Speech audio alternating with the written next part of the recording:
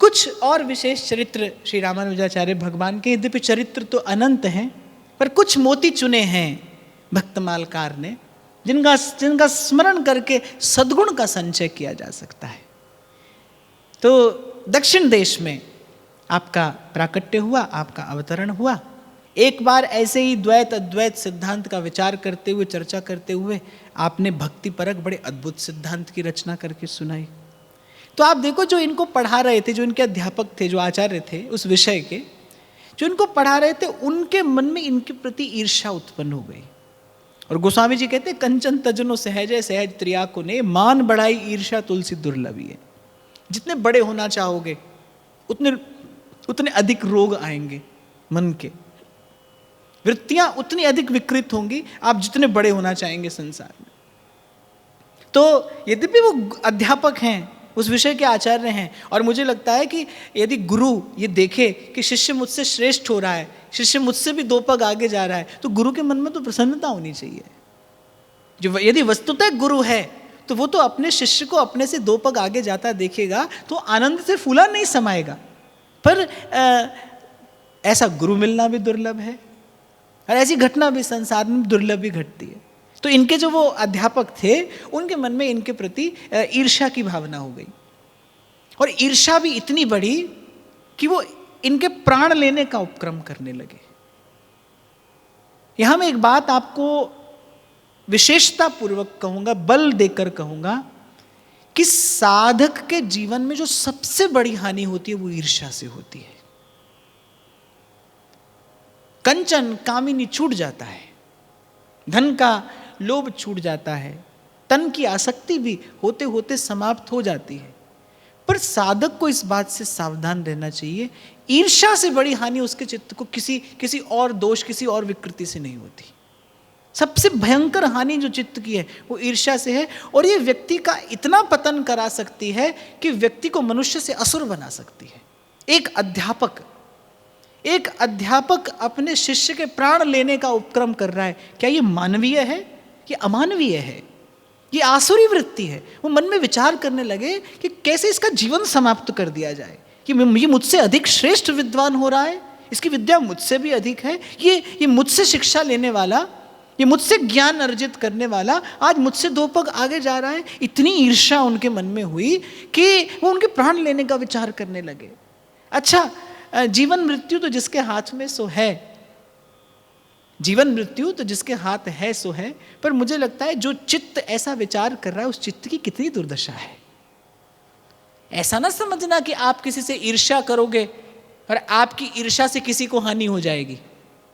हानि लाभ जीवन मरण जस अपजस विधि हाथ, आपके किए कुछ नहीं होगा, आप अपने चित्त की दुर्दशा करा बैठोगे।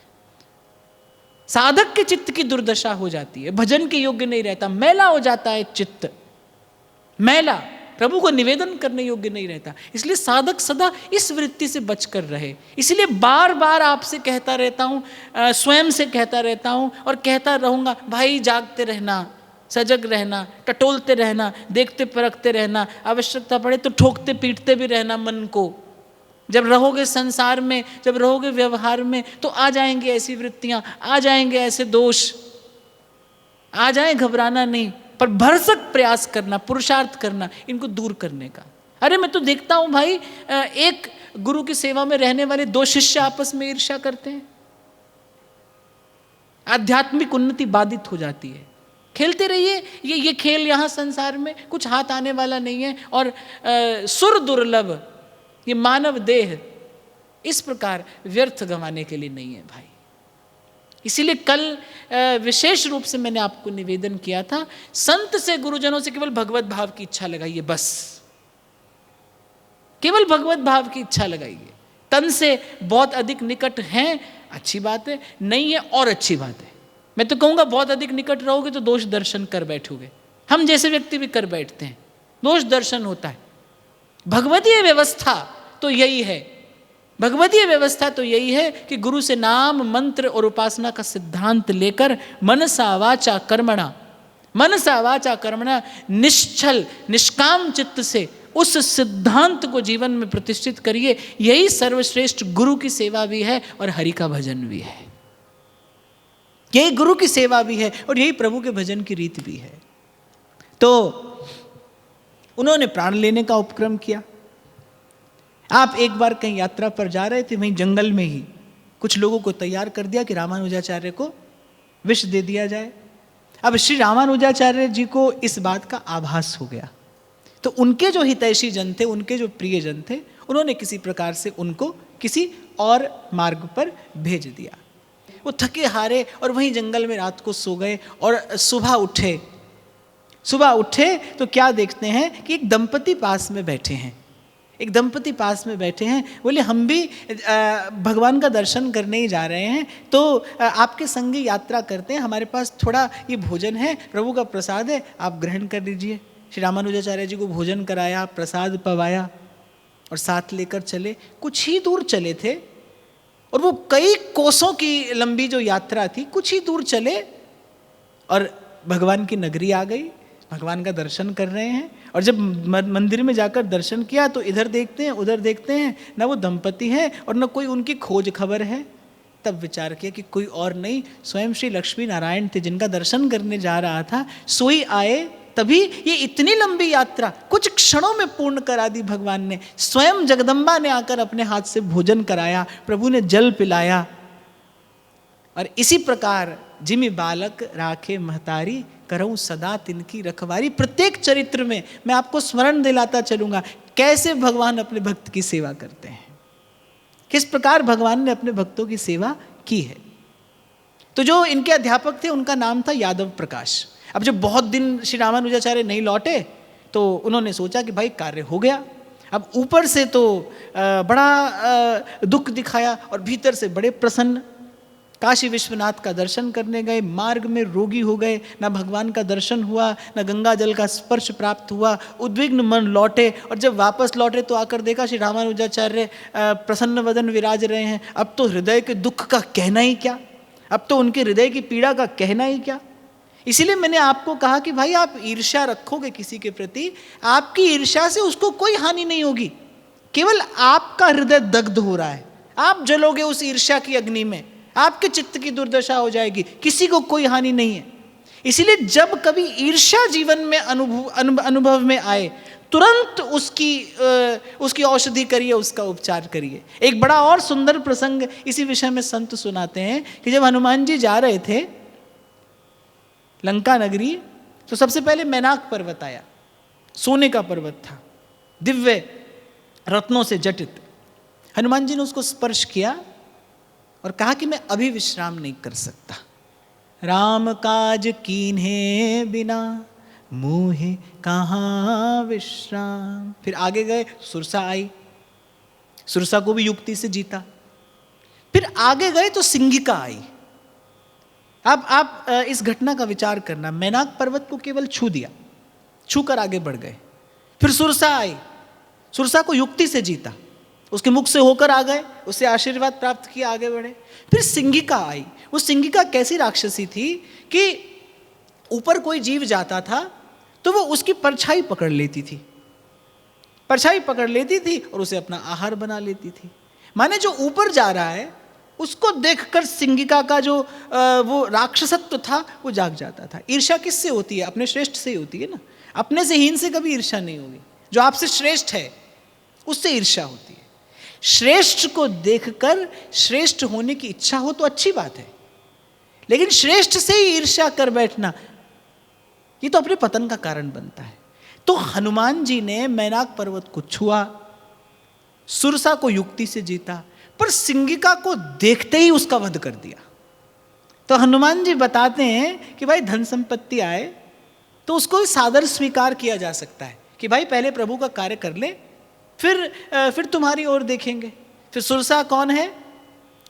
सुरसा है मान सम्मान। सुरसा मान सम्मान है, जितना बढ़ता है उतना प्राप्त करने का लोभ और बढ़ता चला जाता है। तो हनुमान जी ने उसको भी युक्ति से जीता। बहुत छोटे हो गए, बहुत छोटे हो गए और सुरसा के मुख से निकलकर आगे बढ़ गए। लेकिन सिंगिका कौन है? सिंगिका ईर्ष्या है। जब हनुमान जी ने ईर्ष्या को देखा तो हनुमान जी ने तुरंत उसका वध कर दिया। ये जीवन धारण करने योग्य नहीं है, ये जीवित रहने योग्य नहीं है, तुरंत उसको मारा। तो सीखना चाहिए यहाँ से कि बाकी सब वृत्तियाँ आए, उनको युक्ति से जीता जाए, लेकिन अगर ईर्ष्या आपको दिखाई पड़े, आपके मन में ईर्ष्या है किसी के प्रति, तुरंत नष्ट करिए उसे, तुरंत औषधि करिए उसकी, तुरंत उपचार करिए, प्रभु के सामने जाकर रोइए, गुरुजनों से कहिए। अपने दोष को, अपने मन के पाप को प्रकट करने से वो कम होता है। प्रभु के सन्मुख, गुरुजनों के सन्मुख अपने मन का पाप कह देने से वो नष्ट होता है, कम हो जाता है, उसकी शक्ति क्षीण हो जाती है। तो सजग रहना और देखते रहना, टटोलते रहना कि मन में कोई ईर्ष्या तो नहीं है। खा जाएगी भजन के भाव को, समाप्त कर देगी मन की पवित्रता, मैला कुचैला करके एक और छोड़ देगी आपको। एक और बात जो मैंने अभी आपसे कही, वो इतना पतन करा सकती है कि आप मनुष्य से राक्षस हो जाएं। ईर्ष्या की अग्नि में जलता मनुष्य इतना पतन को प्राप्त होता है कि वो मनुष्य कहलाने योग्य नहीं रहता। इसलिए भाई ईर्ष्या से बचे रहना। अध्यापक को ईर्ष्या हो गई, क्या बिगाड़ सके? जहाँ को मनमोहन अंग करे, अरे वाह को केस खसे नहीं सिरते, जो जग बैर परे। प्रसन्न वदन श्री रामानुजाचार्य विराजमान है। अच्छा देखो, उमा संत के यही बढ़ाई, मंद करते करई भलाई। अब जब अध्यापक ने देखा कि भाई ये तो हंसते खिलखिलाते यहाँ पर विराजमान है, फिर गए उनके पास कि आप फिर से विद्यालय में आइए। और श्री रामानुजाचार्य फिर से विद्यालय में चले गए। जिसने प्राण लेने का षड्यंत्र किया, श्री रामानुजाचार्य बिल्कुल इस विचार को न करते हुए, बिल्कुल कोई अन्यथा भाव अपने मन में न लाते हुए, फिर से उसी अध्यापक के विद्यालय में पढ़ने के लिए चले गए। प्रभु की लीला देखिए, उस राज्य के राजा की कन्या को प्रेत बाधा हुई। तो जो इनके ये आचार्य थे, ये मंत्र शक्ति में बड़े सिद्ध थे, निपुण थे। राजा ने इनको बुलाया, जो यादव प्रकाश थे रामानुजाचार्य के अध्यापक, इनको बुलाया।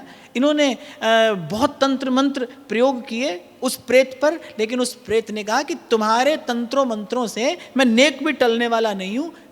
तो राजा ने कहा कि ऐसा क्यों, आपके मंत्र कैसे निष्प्रभावी हो रहे हैं?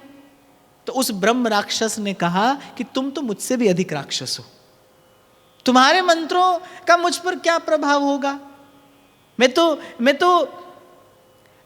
प्रारब्ध के वश राक्षस हूं, तुम तो अपनी करनी से असुरत्व को प्राप्त हुए, तुम तो मुझसे भी बड़े राक्षस हो। जब सुना तो बड़े लज्जित हुए।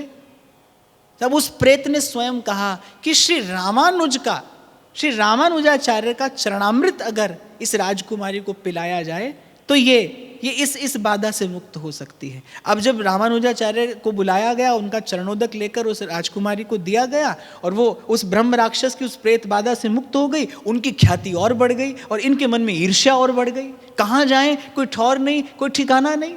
और प्रभु ऐसे ही करते हैं। कन्हैया जैसा कौतुकी और कौन है? श्री ठाकुर जी तो ऐसा ही करते हैं। ये तो भाई ऐसे चंचल हैं, ऐसे माँ चंचल बालक से कहते ना बेटा ये नहीं करना, वो वही सबसे पहले करता मिलेगा। तो ऐसे श्री ठाकुर जी हैं। मानत सुख सेवक सेवकाई, और सेवक बैर बैर अधिकाई। सेवक का कोई बैरी हो जाए तो प्रभु का भी बैरी है। तो कहने का तात्पर्य मेरा ये प्रसंग मैंने आपको इसलिए निवेदन किया, भाई ईर्ष्या से बच के रहना, ये भाव जीवन में न आने पाए। आ जाए तुरंत उसकी औषधि करो, जप करो, नाम जपो, बार बार प्रभु के चरणामृत का पान करो, बार बार प्रभु का दर्शन करो, बार बार प्रभु से जाकर कहो, संभव हो सके तो गुरुजनों के सन्मुख जाकर अपने मन का पाप प्रकट कर दो कि मेरे मन से ये पाप हुआ है। और पहले पाप मन में ही घटता है, मन से तन पर आता है। आप पाप करते हो तो पहले मन से ही तो करते हो, पहले मन में ही तो वो पाप बुद्धि होती है। पाप मन से ही तन पर आता है। तो गुरुजनों के सन्मुख जाकर कह दो, प्रभु से कहो कि प्रभु मेरे मन से पाप हुआ है पर ये तन से ना हो पाए, मैं ऐसा कर्म ना कर बैठूं। कल भी मैंने कहा था भगवान से डरने की आवश्यकता नहीं है, पाप से डरना चाहिए, पाप बुद्धि से भयभीत रहना चाहिए, मन में पाप ना आए। मन से चलता पाप तन पर आता है, जीव कर्म कर बैठता है, कर्म कर देने के बाद फिर लौटने का कोई मार्ग नहीं है। जो जस करई सो तस फल चाखा, जो जस करें सो तस फल चाखा। इसलिए भाई जागते रहना, सजग रहना, सावधान रहना। और आपका मेरा उत्तरदायित्व और अधिक है। आपको मुझे प्रभु ने अपने घर ठौर दी है, हम प्रभु के घर रहते हैं।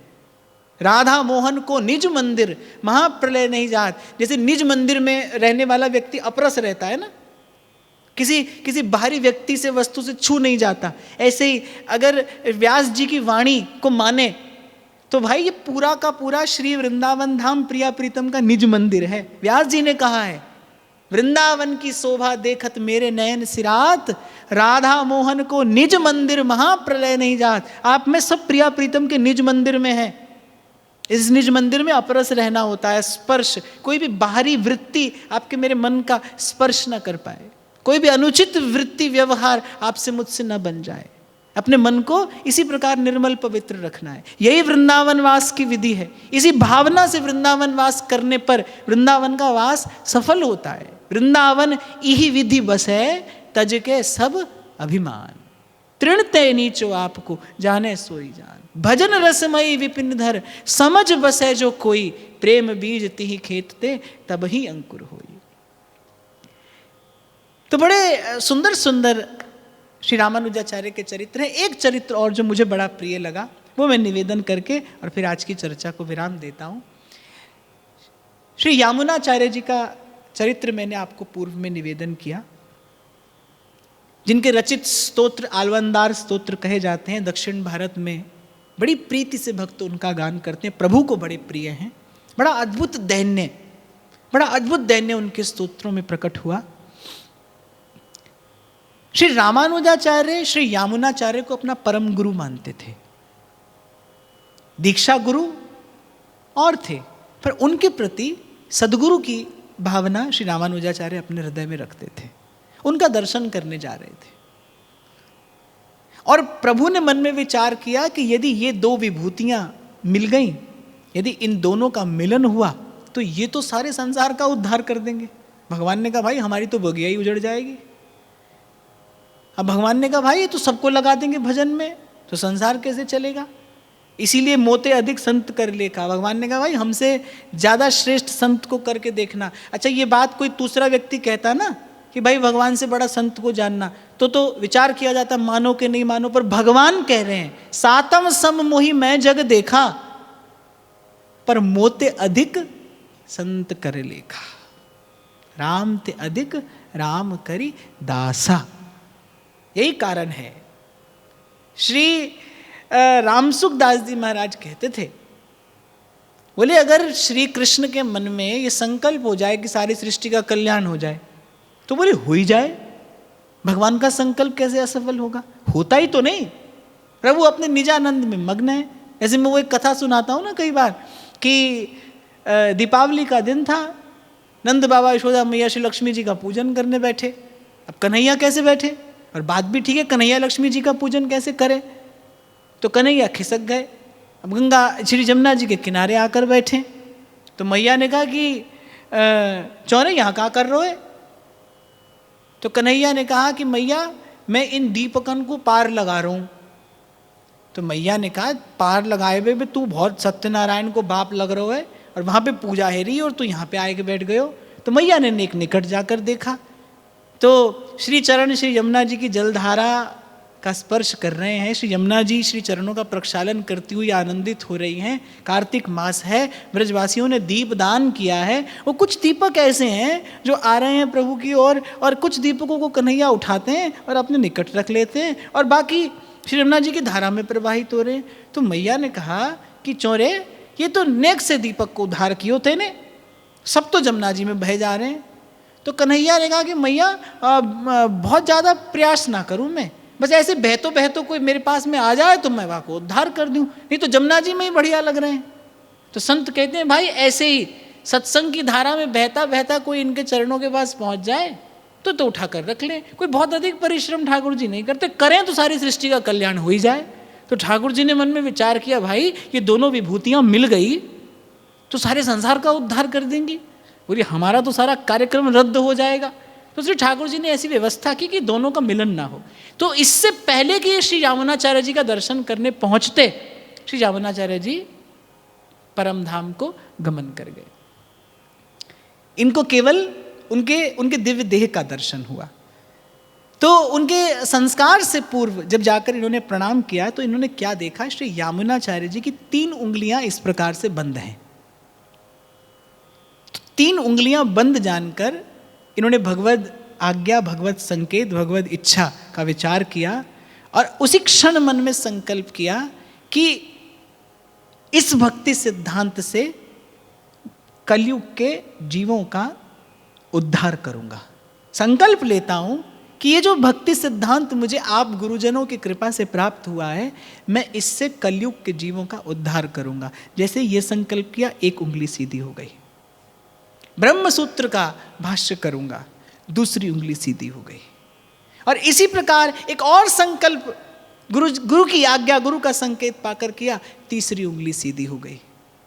श्री यामुनाचार्य जी ने चले जाने के बाद भी श्री रामानुजाचार्य जी को लगाया लोक के कल्याण में। ये संत की बड़ाई है। चले जाने के बाद भी वो केवल एक ही कार्य होता देखना चाहता है कि इस संसार में भगवान नाम की, भगवत भाव की रस वृष्टि होती रहे और जीव का इस पाप ताप से उद्धार होता रहे। तो इन्होंने संकल्प किया कि मैं सब जीवों का उद्धार करूंगा, और असंख्य नर नारी आचार्य चरणों के शरणागत होकर पावन हुए, आज तक हो रहे हैं। और मुझे लगता है जब तक संसार रहेगा तब तक इनके भक्ति सिद्धांत से जीवों का उद्धार होता रहेगा। असंख्य नर नारी आपके शिष्य हुए। एक वणिक था धनुर्दास नाम का, उससे आचार्य बहुत प्रेम करते थे, बहुत प्रीति थी आचार्य चरण की उसमें।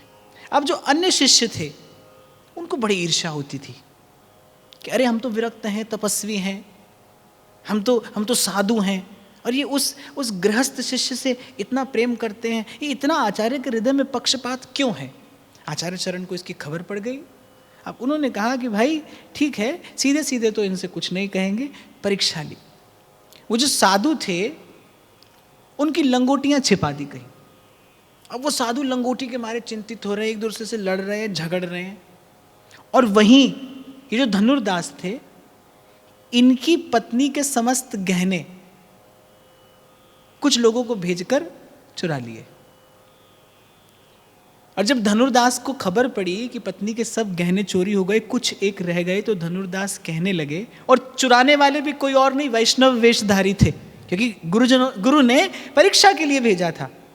तो वो जो धनुर्दास थे वो अपनी पत्नी से कहने लगे कि अगर वैष्णव लेने आए थे तो तुमने कुछ अपने पास रख क्यों लिए, सबके सब उनकी सेवा में निवेदन क्यों नहीं कर दिए। तो पत्नी कहने लगी कि मैं तो सब देना चाह रही थी, और जैसे ही मैंने करवट बदली, वो जो स्वर हुआ, उस आहट को सुनकर वो लोग उनके हाथ में जो आया वो लेकर चले गए। इसके बाद श्री रामानुजाचार्य जी ने सब शिष्यों के मध्य में कहा कि तुमने साधु का वेश लिया है पर तुम लंगोटी के लिए झगड़ते हो। और यहाँ इसके हृदय की स्थिति देखो, इसके भाव की स्थिति देखो कि इसकी पत्नी के गहने जा रहे हैं। एक गृहस्थ के लिए तो संचय उचित है, क्योंकि उसे साधु की सेवा करनी है, उसे गृहस्थ का निर्वाह करना है, उसे धन की आवश्यकता है। इसकी संचित संपत्ति को लिए जा रहे हैं वैष्णव, और ये अपनी पत्नी से कह रहा है कि अरे थोड़ी भी अपने पास रखने की क्या आवश्यकता थी, वैष्णव ही तो हैं, प्रभु के जन ही तो हैं, उनकी सेवा में संपूर्ण निवेदन क्यों नहीं कर दिया। साधु का वेश तो प्रभु भी उसकी पूजा करते हैं। साधु का वेश तो लोक का मंगल करने वाला है, वैष्णव वेश लोक को पवित्र करने वाला है। पर साधुता केवल वेश पर टिकी न हो, साधुता उससे कहीं अधिक उदार, कहीं अधिक गहन और कहीं अधिक गंभीर वृत्ति है। साधुता व्यवहार में हो। मैंने आपसे कल भी कहा था, भाई मंदिर में तो सभी भक्त हैं, मंदिर में तो सभी भगवान की भक्ति दिखाई पड़ते हैं, पर आपकी भक्ति आपके व्यवहार से परिलक्षित हो, आपकी भक्ति आपके व्यवहार में उतरे।